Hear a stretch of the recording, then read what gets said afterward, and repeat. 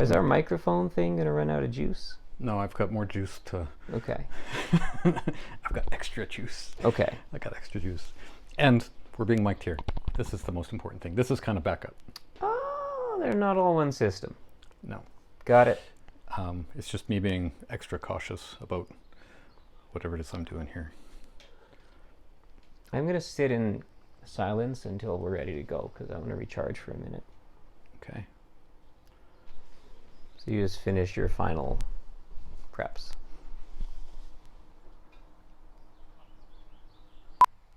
So, I imagine that we are already rolling. Did one of those kinds of interview preambles. I like them. Yeah. I'm happy to be part of interview preamble for me is me admitting to myself that I'm nervous too, because I'm talking to you, and I am daunting. intimidating as fuck. Is my hat straight? Yeah. Yeah. Your funny hat. This hat. Okay, I have actually a funny story.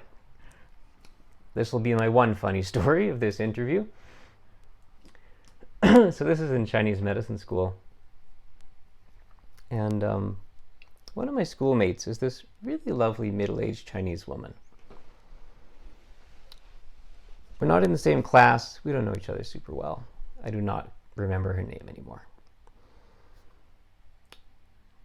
So we're in the student room, and there's also the herb room. And she says, you're Jewish, right? Yeah. Okay. She says, I have one question. Oh boy, here we go. What is it going to be? Is it going to be about the banks? Is it going to be about the media? Is it going to be about the Holy Land? Okay. All right. What's your question? Those little hats. How you get them to stay on your head? Yep. Say, well, a lot of them are made of material, just kind of sticks pretty well to hair, and other people use bobby pins. I'm not sure about folks who are bald, but yeah, a lot of bobby pins. Did that satisfy her answer? Absolutely. That's great. Yep. That is my favorite follow-up to you're Jewish, right? When I came in, so I've not seen you in a couple of years. Truth. And the last time I saw you, you weren't wearing one of those funny hats. Truth. Right? Where were we? We had dinner at... lunch at Sprit.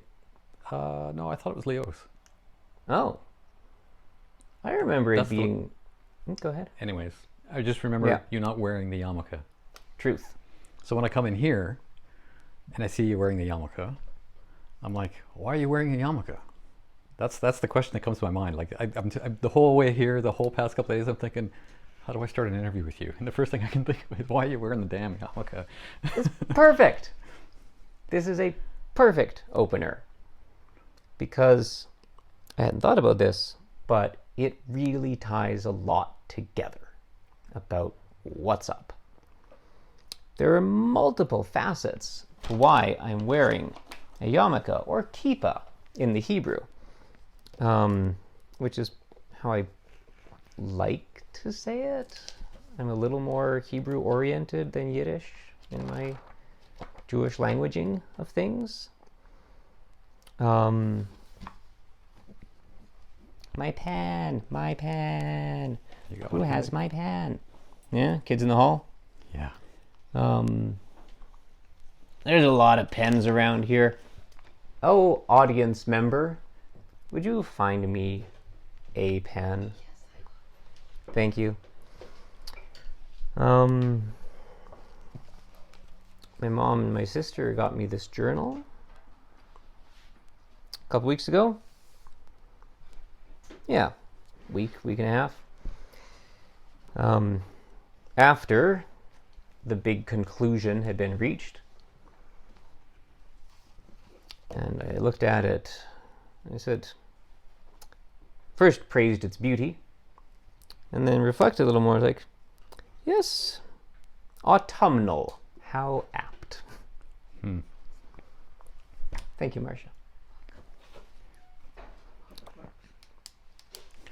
Let's find out if it works. Yeah, it seems to work real nice. It's a black pen.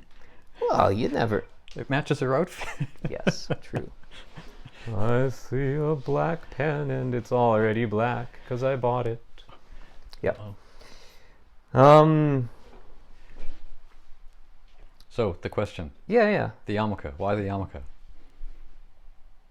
There's a bunch of reasons. Or sorry, what's the other word for it? Kippah? Kippah. Kippah. Yeah. You call it whatever you want. Yarmulke is a more entertaining word.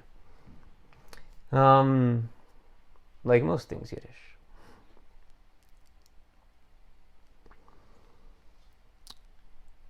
The first thing that comes to mind is I am being as much myself as possible these days. My Jewish identity is a core, strong part of myself. I do wear a kippah regularly, often a more nondescript one, sort of brown, suede, smaller, so subtle you could miss it, but it's there. Enough to get someone to swerve at me on the highway one time. I do not know why else they would have. Yeah, it's just me and them on this little stretch of road. Wow. They were coming from behind. And I occasionally wear a more visible one if I'm feeling like it. I haven't typically worn a prominent looking kippah as a matter of course, partly because I never know if someone's going to swerve their fucking truck at me as I walk along the side of the road. It is a small invitation to trouble.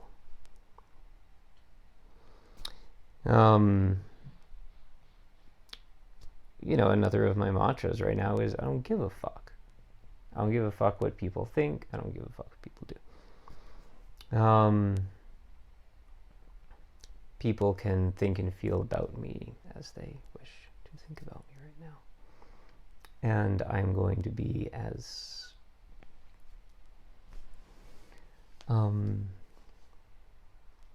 just as much the unique expression of who I am as I can.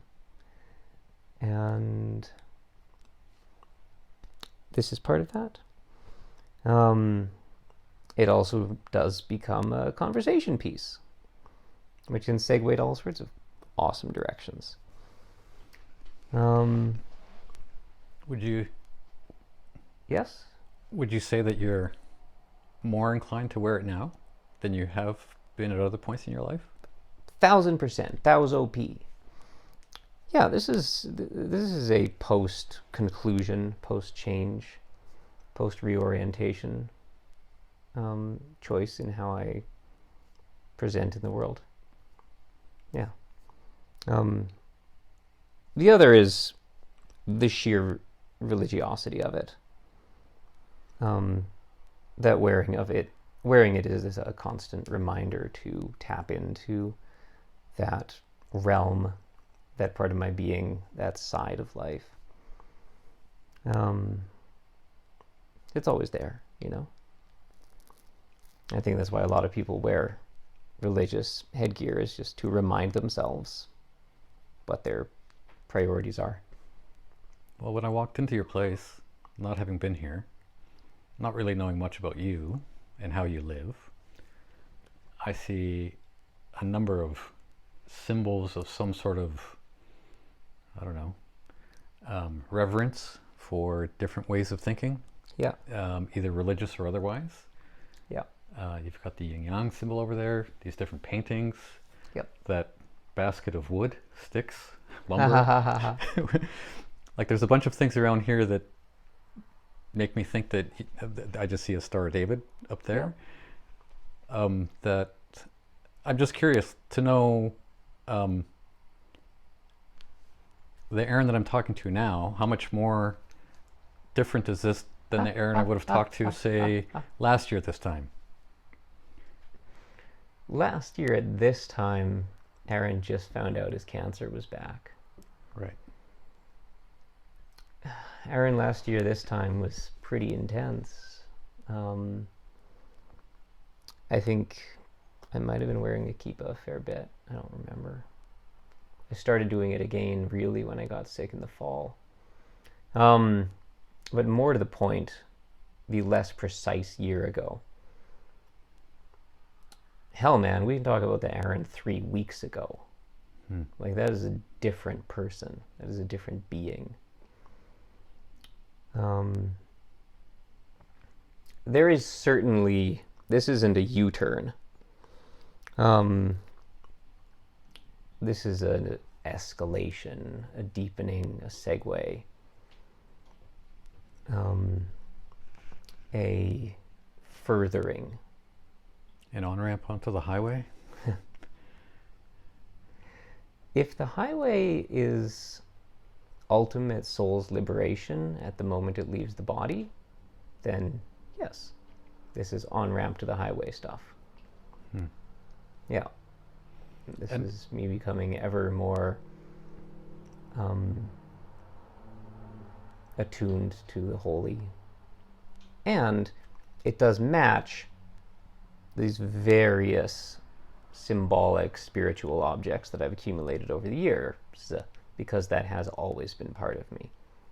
Like, I mean, we're going to get into the meat of it, but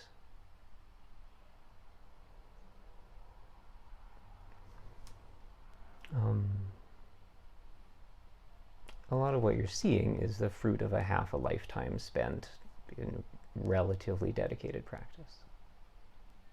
Yeah, that's the way it occurs to me.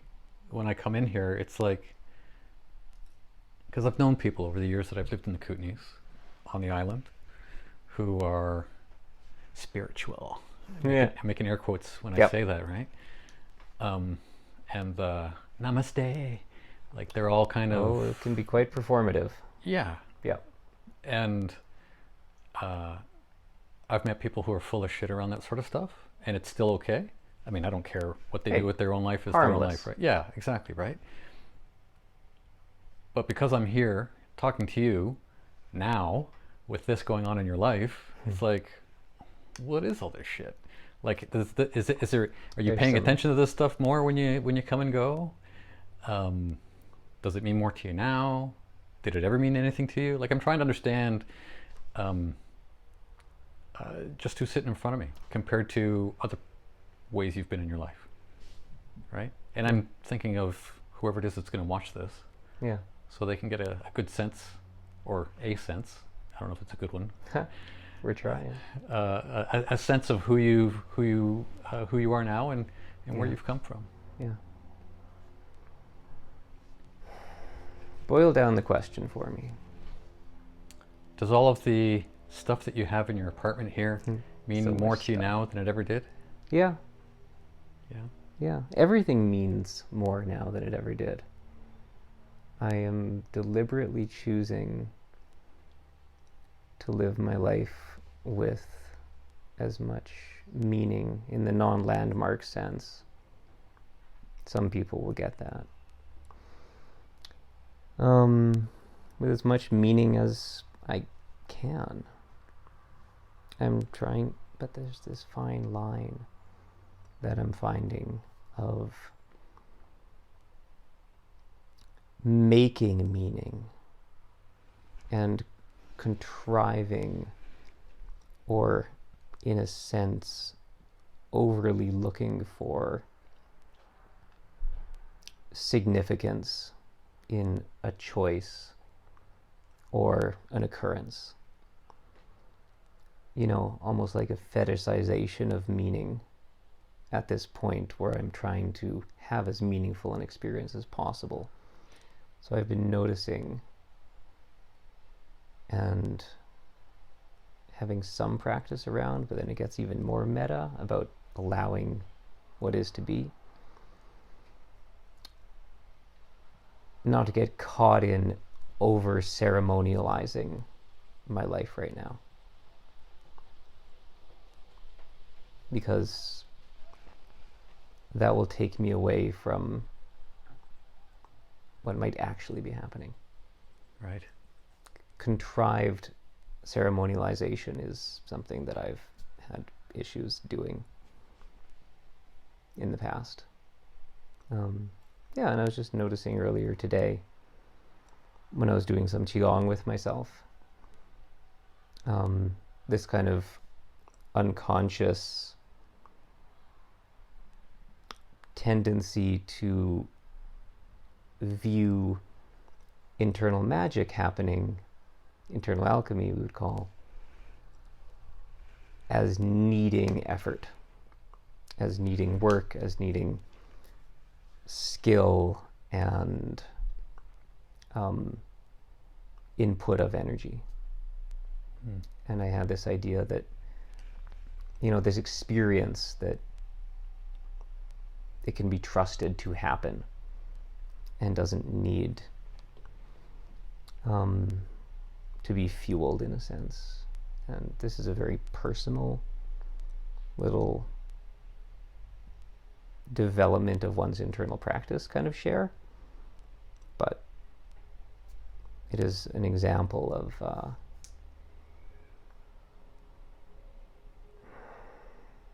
how I'm playing with meaning, significance.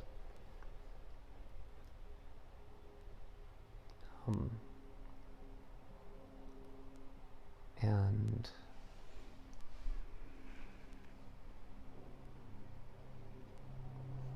how deeply I go into everything I'm doing right now. I feel like a lot of this is not as impactful as it could be because we don't have the background on the table. Let us get there so that we know the context of life in which I'm currently sitting. So otherwise I'm just some fucking guy talking about stuff. Well, I was gonna ask you before we actually started recording. Yeah.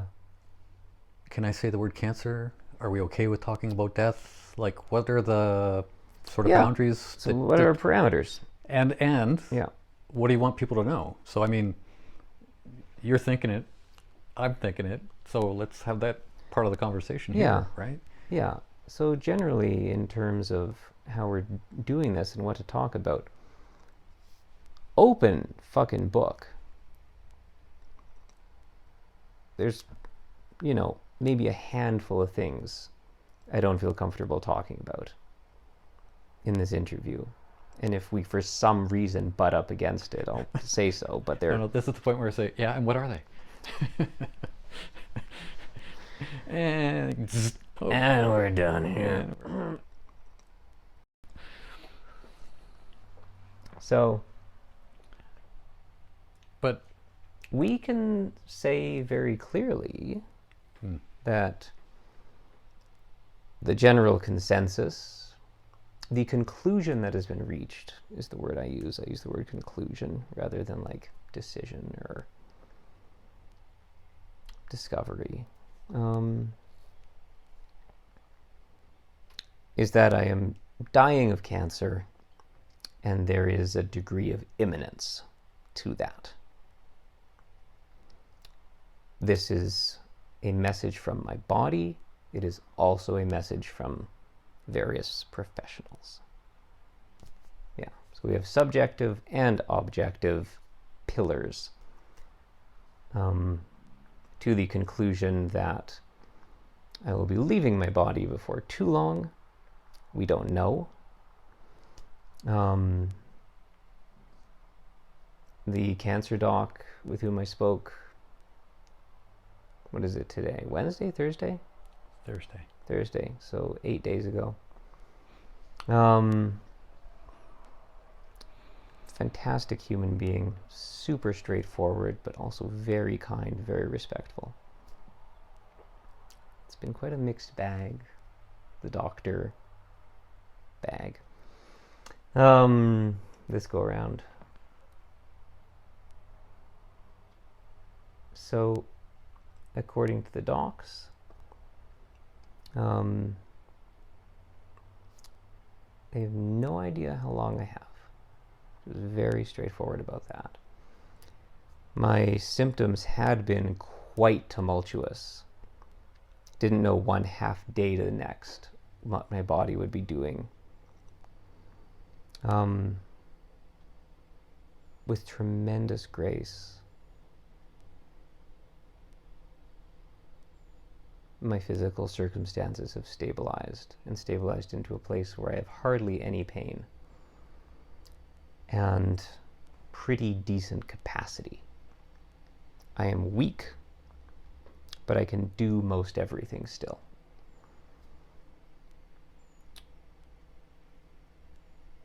So, because things have stabilized, I had been measuring my life in weeks. That was the time frame I was looking at a week ago. Now I'm saying whatever will be, will be. Willing to countenance months.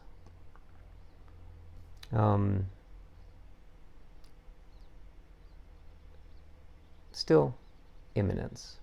And we can get into the physical nuts and bolts of all this.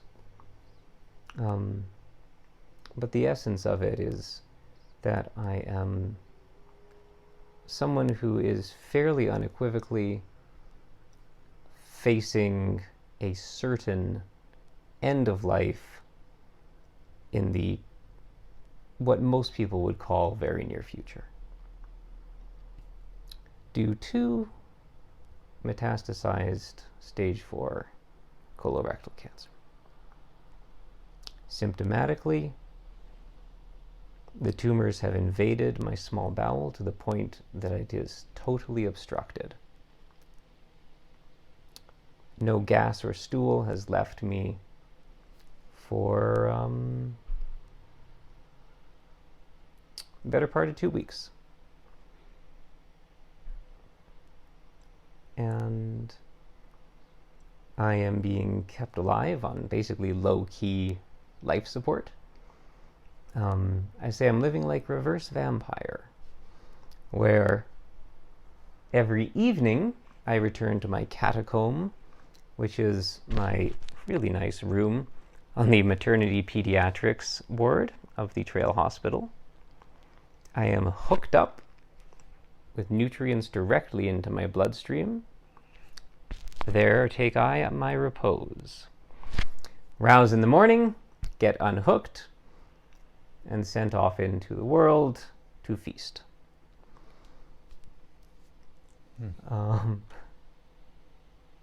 So that's my life right now, and being nourished intravenously like this, people can do it for the better part of a year. If all else remains equal, unless the tumor activity has dramatically changed since the conclusion was reached,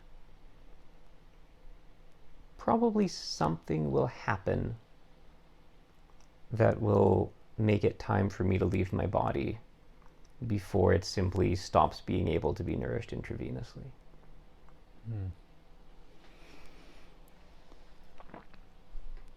I'm aware that you've had health issues forever. Since I was 9. Yeah. Yep. That's, well, honestly, since I was 7 is when the very first rustlings of what would later be diagnosed as Crohn's disease. And it became chronic when I was 9.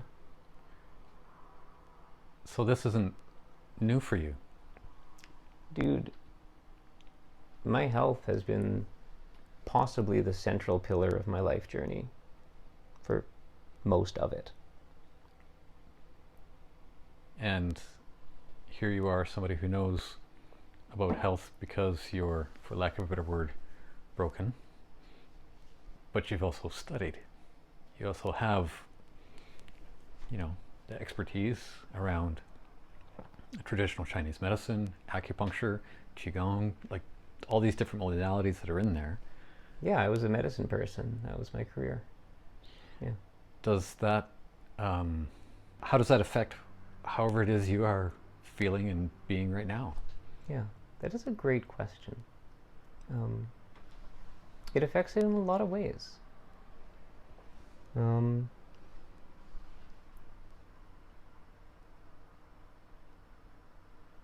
The first thing that comes to mind is that, like, I've seen this.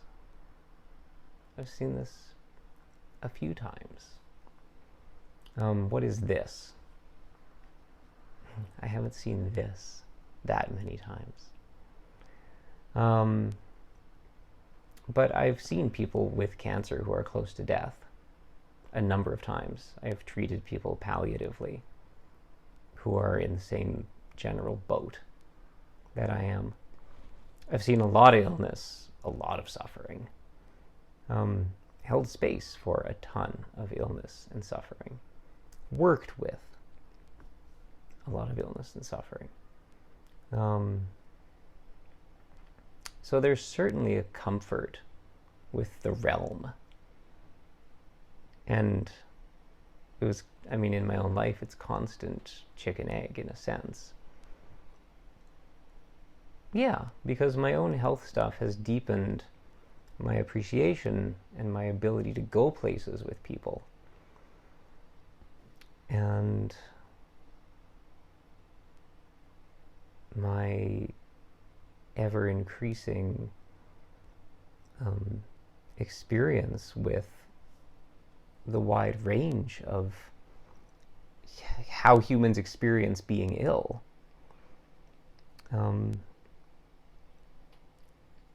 Has provided me with examples, with normalcy,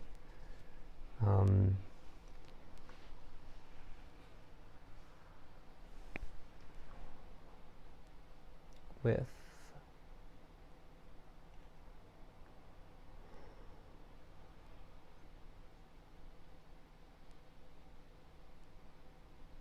how has being a medicine person prepared me for my own death and for just this road, like. Well, as much as you've seen all of those different things, Yeah. Ill health or death in your patients, perhaps even in family or loved ones, has any of that given you any kind of, hands on the steering wheel for whatever it is you're driving through right now? That would be part of it. Yeah. Do you ever wish you weren't in the car?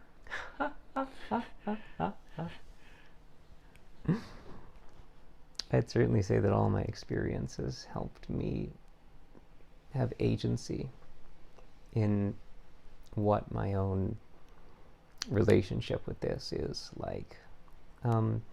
Do I ever wish I wasn't in this fucking car? Like, man? do I like what? Shut up! I'm answering.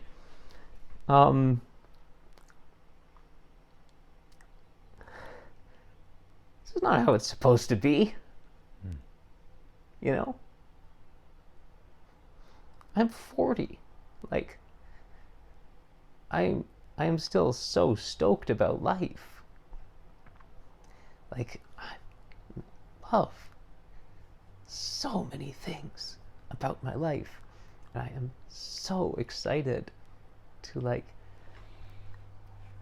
fulfill all these visions I have. And, like, there's so much enjoyment.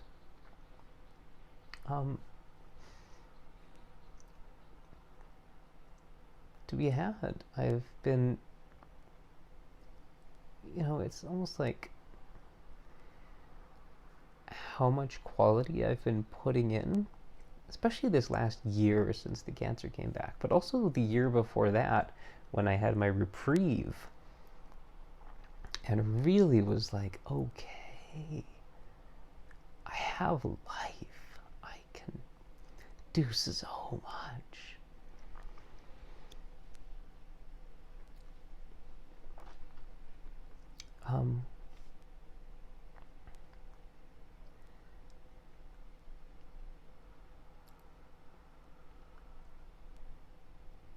I am in a place of absolute.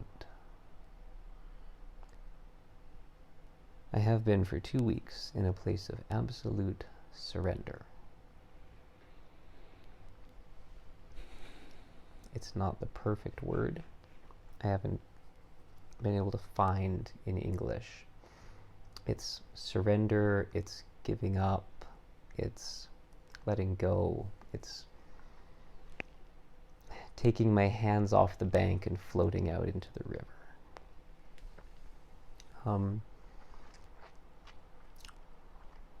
It is the ceasing of effort. It is the adoption of non-attachment.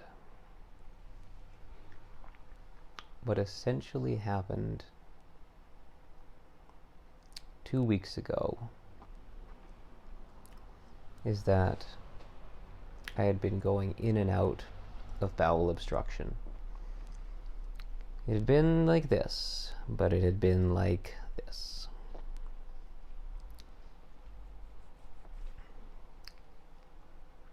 The methods I had for relieving it were becoming less and less reliable. I spent the Thursday completely obstructed.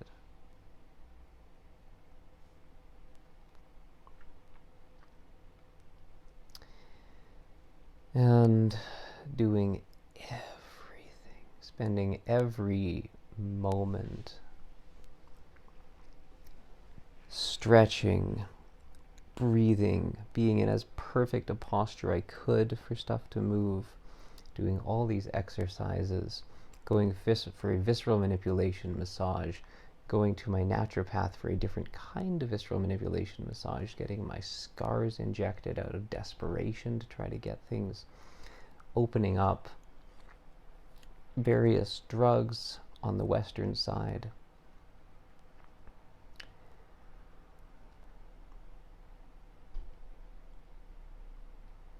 A Chinese medicine formula.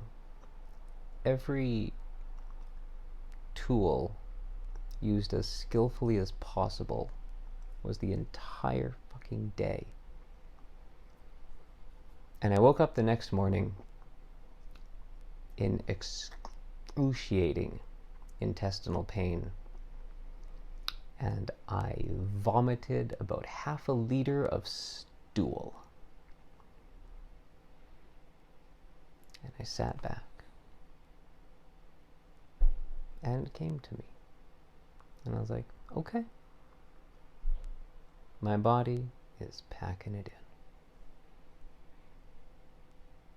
Despite every effort,